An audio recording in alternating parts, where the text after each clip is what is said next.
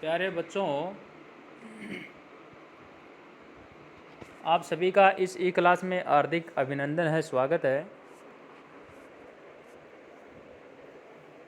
आज हम नाट्य शास्त्र का जो द्वितीय अध्याय है उसमें 27 नंबर का जो पद्य है उसका हम अध्ययन करेंगे। और ये जो पीपीटी आप जो देख रहे हैं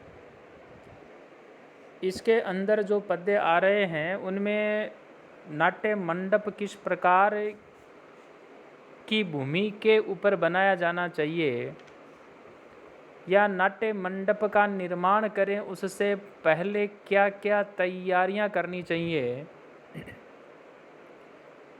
इन सब के विषय में ही इन पद्यों के अंदर जो है स्पष्ट किया गया है। प्यारे बच्चों, यहाँ ये जो 27 नंबर का जो पद्य आ रहा है यहाँ पर कहा, भूमेर विभागम पूर्वम तु परीक्षेत प्रयोजकः ततो वास्तु प्रमाणम च प्रारंभेत शुभेच्छया। यानी नाट्य मंडप जो है उसको सबसे पहले बनाए तो उससे पहले क्या करना चाहिए, यानी उसकी जो परीक्षा करनी है वह बहुत ही अति आवश्यक है। परीक्षा का मतलब ये हुआ कि उस मंडप वाला जो भूखंड है जहाँ मंडप का निर्माण होना है उस भूखंड को हमारे को देखना है, और देखना ही यहाँ पर जो है परीक्षा कही गई है। यानी वास्तुशास्त्र के नियमानुसार, वास्तुशास्त्र के प्रमाण के अनुसार यदि वह शुभ है, यदि वह कल्याणकारी है तो ही वहाँ पर जो है कार्य जो है उसका प्रारंभ करना चाहिए। ये जो तमाम जो बातें हैं ये इस पद्य के अंदर जो है ये कही गई हैं। अगला जो पद्य आ रहा है 28 नंबर जो पद्य आया, और यहाँ पर कहा, समा स्थिरा च कठिना कृष्णा गौरी च या भवेत भूमिस्तत्रैव कर्तव्य है कर्तृभिः नाट्य मंडप है। प्यारे बच्चों, यहाँ ये बात कही गई है कि जो नाट्य मंडप का जहाँ निर्माण होना है वो भूमि जो है वो किस प्रकार की हो, वो समतल हो, कठोर भी होनी चाहिए। मान लो यदि वह अत्यधिक यदि रेतीली होगी तो वहाँ पर जो भी इन भविष्य के अंदर यदि कोई प्रोग्राम यदि होंगे तो हो सकता है कि वह जो स्थान है वह नीचे बैठ सकता है। इसलिए भूमि जो है समतल हो, पहली बात। साथ में ये कहा कठिना यानी कठोर भी होना चाहिए, कृष्णा यानी काली मिट्टी। काली मिट्टी हमेशा क्या है, मजबूत होती है, ठोस होती है, कठोर होती है।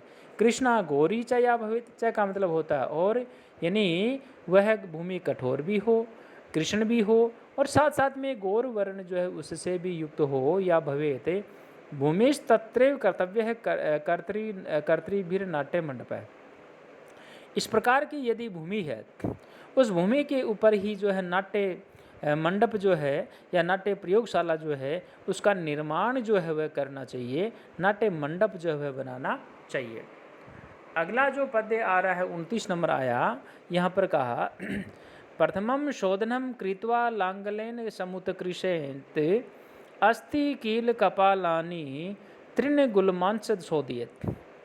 यदि यहाँ निर्माण किया जाए तो वास्तुशास्त्र के अनुसार यदि कोई नया भवन बनता है तो उस भवन के नीचे भी कोई यदि कोई हड्डियाँ हैं, कोई खोपड़ी, कपाल का मतलब यहाँ जो सिर जो है उसकी हड्डियाँ हैं, या उसमें यूँ कहें कि भाई हड्डियाँ जो खप्पर हैं वो नहीं होने चाहिए।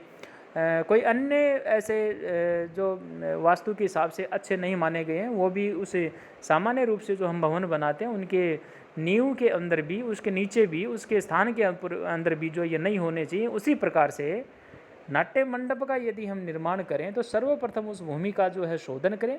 प्रथमम शोधनम कृत्वा, सबसे पहले शोधन करें। शोधन क्या करें, लांगलेन समुत्कृषेन, यानी जो हल है उस हल के द्वारा उसे जो हम जोतें, चलाएं, यानी उसमें हल चलाएं।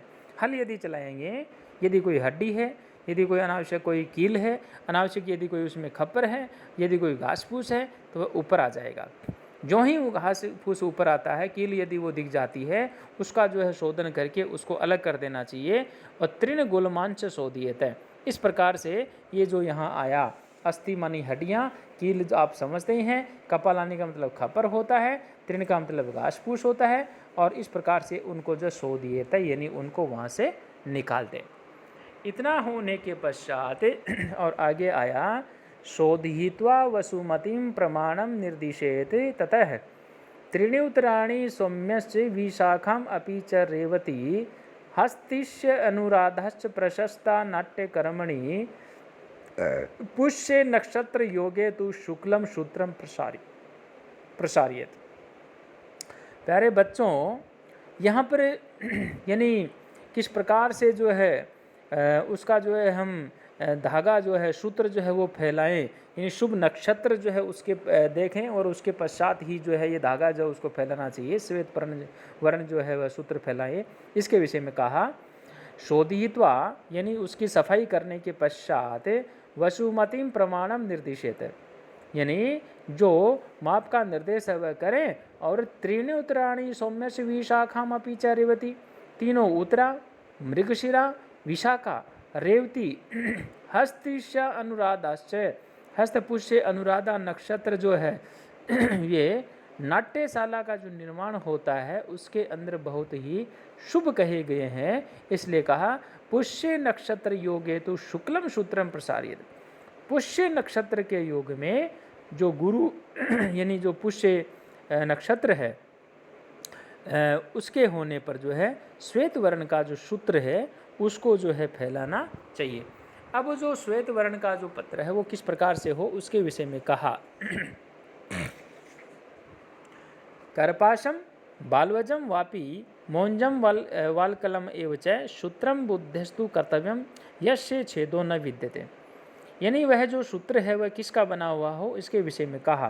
करपासम कपास का बना हो सकता है, बालवजम जिसको हम मारवाड़ी में बुई कहते हैं, साहित्यिक भाषा में उसको बलवज कहते हैं, मौंजम मूंज जो कूंच जो होते हैं उन कूंचों से जो बनती है, मूंज की जो मारवाड़ी हम जिसको मूंज की जेवड़ी कहते हैं उसके लिए कहा गया है। वाल कलम वृक्ष की जो छाल होती है उसका यदि कोई बना हुआ है तो बुद्धेस्तु कर्तव्यम यस्य छेदो न विद्यते, यानी इस प्रकार से ये जो रस्सी है यहाँ विद्वानों ने इसके विषय में ये कहा कि ऐसी जो रस्सी है बीच में से खंडित न हो सके, ऐसी जो है रस्सी है वो रस्सी होनी चाहिए। तो यहाँ उस रस्सी के विषय में जो बात कही है उसके विषय में भी जो है हमेशा ध्यान रखना चाहिए, क्योंकि जो रस्सी बीच में से छेद हो जाता है या टूट जाती है वह रस्सी शुभ नहीं होती है। इसलिए कहा अर्ध छिन्ने भवेत सूत्रे स्वामिनो मरणम ध्रुवम त्रिभागाश्चिन्नया रज्वा राष्ट्र कोपे भविष्यति छिन्नायाम तो चतुर्भागे प्रोक्तुरनाशम उच्यते हस्तात प्रभृष्टया वापि कश्चित अपचयो भवेत। रस्सी जो है वह यदि अर्ध छिन्ने मध्य भाग में यदि वो टूट जाती है तो ऐसी स्थिति के अंदर स्वामिनो मरणम ध्रुवम, नाट्य मंडप का जो स्वामी होता है उसकी हानि जो है वह ध्रुव है, यानी जो है वह हानि होनी निश्चित है। त्रिभागा छिन्ना रज्वा राष्ट्र कोपे भविष्यति, तीसरे हिस्से में यदि वह रस्सी टूटती है राष्ट्र कोपे भविष्यति, राष्ट्र कोपो भविष्यति क्षम्यताम, तो राष्ट्र जो है उसका विप्लव जो है वह होता है। छिन्नायाम तो चतुर्भागे प्रोक्तुरनाशम उच्यते, चतुर्थ भाग से जो से खंडित होने पर जो नाट्य प्रोक्ता है उसके हिसाब से कहा कि उसका जो है यानी जो नट होता है प्रयोक्तुम नाशम उच्यते, नट जो होता है उसी के नाश के विषय में कहा गया, यानी उसका नाश जो है वही हो जाता है। हस्तात प्रभृष्टा वापि कश्चित अपचयो भवेत, तथा हाथ से छूट जाने पर कोई न कोई हानि जो है अवश्य ही होती है। तो प्यारे बच्चों, इस प्रकार से जब उसका निर्माण करें तो निर्माण करते समय इन तमाम सावधानियों को जो है ध्यान में रखने के पश्चात या ध्यान में रखते हुए ही जो है वो जो रस्सी है उस रस्सी से जो है उस भूमि जो है उस भूमि का माप जो है तोल जो है वह करना चाहिए।